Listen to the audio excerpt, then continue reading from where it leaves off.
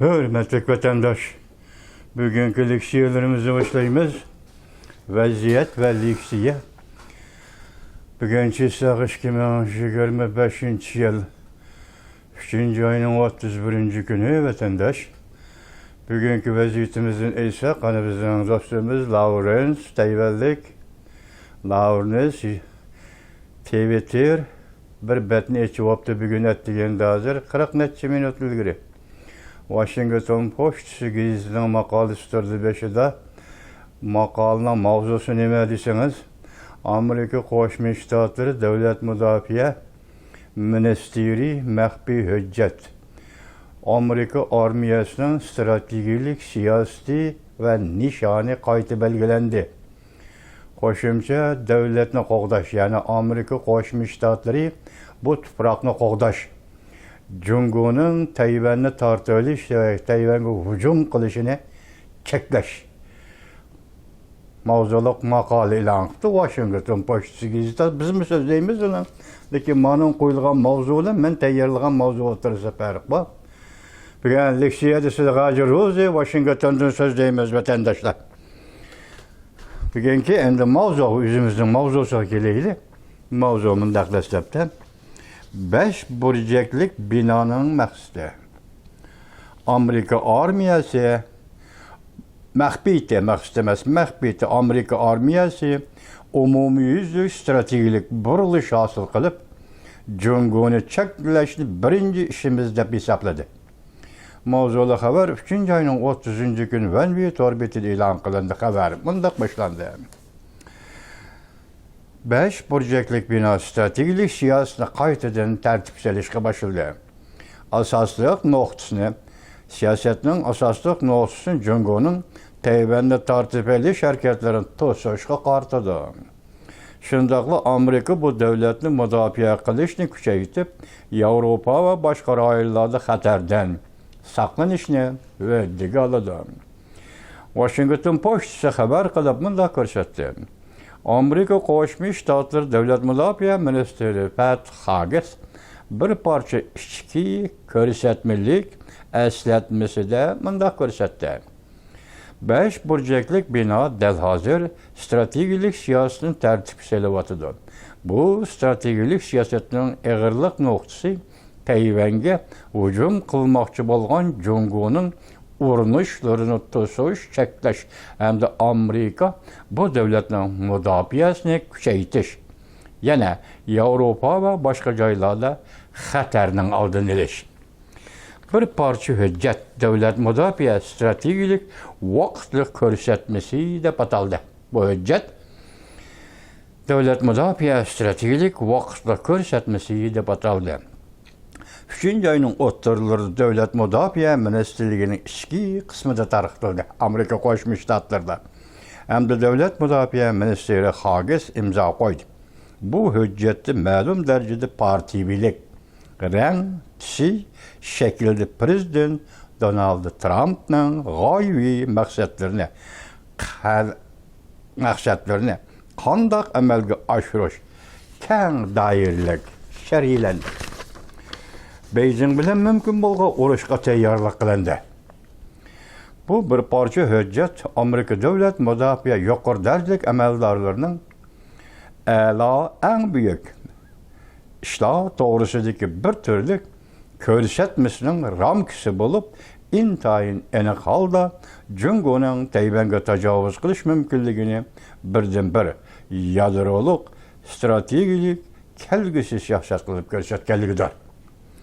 Prezident Donald Trump birinchi mazgillik vazifa o'tagan chog'da hamda sobiq prezident Joe Biden hukumatimi Jungo'ni eng zo'r tahdid deb qaragan edi. Hamda harbiy o'rinlashtirish ishlarini qayta tartibga solib, endi Tinch okeani rayonida yuz berish mumkin bo'lgan to'qnashuvga tayyorlik qilgan edi. Lekin bu qatam Amerika Qo'shma Shtatlari Davlat Mudofaa Ministri Haggis Bu bir parça ko'rsatmaning eslatmasida nihoyat aniq va ochiq holda Jungoning Tayvanga hujum qilish mumkinligini yadrolik strategik kelgusi o'rniga qo'yib, hamda Amerika armiyasidan mukammal umumyuzli qurilma ramkasini qadamma-qadam Hindi Tinch okeani rayoniga qaratdi. Hatta bu davlat Amerikani qo'g'dash qatlamidimi olib ketdi. Hujjatda ko'rsatildi. Davlat mudofaa ministrligi kuchni markazlashtirib, Amerikaga ovorchilik tepib berishga urinayotgan terrorist kuchlarga zarb bermoqchi bo'ldi. Jungo o'lchamli tahdid deb bekitildi. Yevropa strategiyasi hamda ittifoqlashlar tarafga qaratildi. Davlat mudofaa ministri Hages hujjatda ko'rsatdi. Jungo Amerika Davlat Mudofaa Ministrligining birdan-bir o'lchamlik tahdidkor. Jungo Amerika Davlat Mudofaa Ministrligiga birdan-bir o'lchamlik tahdidkor. Jungo tayyorlab qo'ygan paket sifatida Tayvanni tortib olmoqchi bo'lyotdi. O'xshashla Amerika bu davlatni qo'g'dash Amerika Davlat Mudofaa Ministrligining birdan-bir yadrolik strategik kelgusidir. Hujjatda qadamma-qadam bunday ko'rsatildi. 5 burchaklik bino cho'ng davlatlar aro urushni planga ilib, taqobil turish loyihasi tuzganda Beijing bilan o'tirdi 100 berdigan, ya'ni Jungo bilan o'tirdi 100 berdigan to'qinishni o'ylashib, Rossiyaning tahdidiga Yevropa davlatlarining taqobil turishini o'rlashtirdi. Yevropa uzang ega bo'l, endi mening endi Tinch okeanida ishim bor deganlik buning ma'nosi vatandosh. Sobiq prezident Joe Biden hukumati 2022 yil e'lon qilgan davlat mudofaa strategik dokladida ittifoqlashlar munosabati orqali Rossiyaning tajovuzchilik bilan qarshilashish, o'zaro manfaat yetkazish, ittifoqlashlik, do'stlik bizning yer shari xarakterlik strategik ustunligimizdir deb ko'rsatilgan edi. Bugun Amerika Davlat Mudofaa Ministri Hagesning ko'rsatmalik eslatmasida bunda ko'rsatildi. NATO burungi mas'uliyatlariga qaraganda texnik ko'p mas'uliyatni ustiga elishi lozim. NATO. Chunki Amerika bundan keyin askariy qism bilan ta'minlashni xohlamaydi. O'zining strategik maqsadlari bilan mashg'ul bo'ladi. Demak, NATO, ya'ni Yevropa turibdir, o'zining mas'uliyatini ustiga elib tur degan ma'no chiqyapti.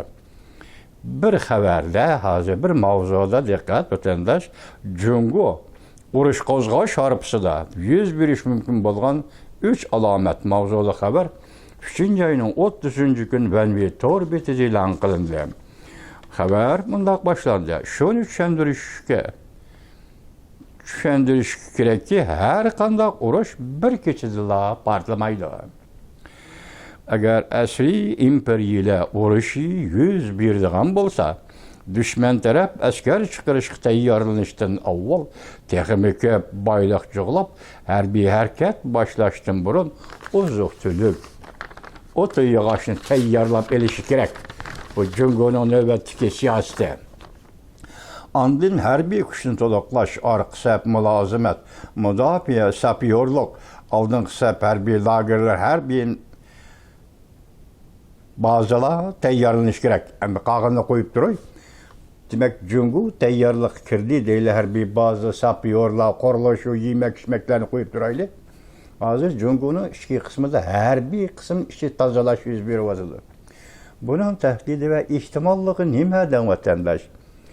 Amerika armiyasi bilan urush qilamiz degan gapni Jungo ozodlik armiyasi 80% yoki askariy odam yoki general yuqori darajali amaldorlar xohlamaydi. Amerika bilan urush qilishni xohlamaydi. Agar bu askarlarga buyruq bersangiz, urushga tayyor holatga o'tib darhol harakat qiladigan Tibetlarni bostirish, Uyg'urlarni bostirish. Chunki ularning qo'lida qurol yo'q. Amerika bilan urush qilishni xohlamaslik birinchisi Amerikadan qo'rqish. Kuchi yetmaydi. İkincisi Amerika'ya çekilip ki paydı ziyanı öteleyenmeydi. Devlet alak oldu.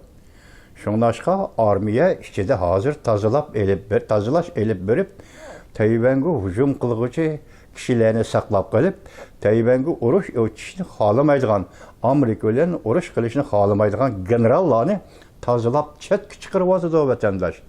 Li Shangpo degen konurap ketdi. Hazır devlet müdafaa ministeri Dong Jun yok. Hebi Dong degen mi yok. Ben arla silek dedim, 100'den artık general yok. Hemen tazdavat. Bu nemin içendirip birdi deseniz, demek sen armiya içer tazdaş elip bir vatkan kelsen, bunun akıbeti mukara uruş. Uruş tayyorluk qilishdi. Bugün aldırap kaldım, şunchalik tahlil qilay vatandaş.